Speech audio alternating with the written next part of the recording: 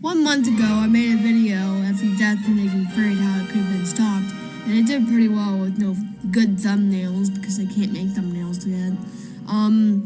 So I decided to make part 2 because it did really well to me because I don't have any thumbnails and I'm still new, so yeah. This is part 2 of Naked Afraid, but how every death could have been stopped. First is Blue. This one is so easy, actually. I thought of this while I saw his death. You can't see it right now, but he has a splash potion of healing. And there's a feature in Minecraft, if you throw a splash potion of healing on a mob like a zombie or a skeleton, they actually take damage. That's how Brock died. So he could have just thrown a potion on the floor that he had in his hotbar, and he could have killed the baby zombie and survived. Oh my gosh, I wish I was in the Naked Afraid. Okay, so you can't see it, but she has blocks. So Mystic could have just placed blocks around her, so that like a wall, so she didn't die from this arrow that hit her and then she died. She could have just placed these blocks or that went into that crack and just stood there and placed blocks so then she didn't die. Now, you probably heard that second boom, and that's because Lugundo also dies in like 5 seconds after Mystic dies. Not much he could have really done. He could have made his enchanted golden apple or dug down with his pickaxe, but I guess they're making it more entertaining and less survival-ish. Next is Ashwag. This one is also really easy to survive. You can tell he runs into the lake on purpose instead of just running or away.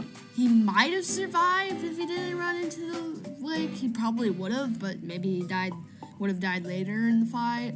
But still, he would have made it farther into the episode, I guess, and got more time.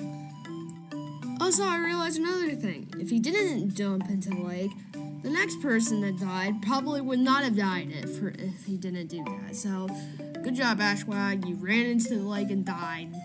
Next is Yajern, the YouTuber that is my favorite out of all the Naked Afraiders, I guess. Sounds kind of weird. Anyway, he would have survived, and this is why. For one, Ashwag would have survived if he didn't jump into the lake. So, Yajern also would have survived if Ash was still alive and didn't jump into the lake. So he has a splash potion of healing actually in his hotbar, so he could have survived, and none of them would have died if Ashwag didn't just jump into the lake like that.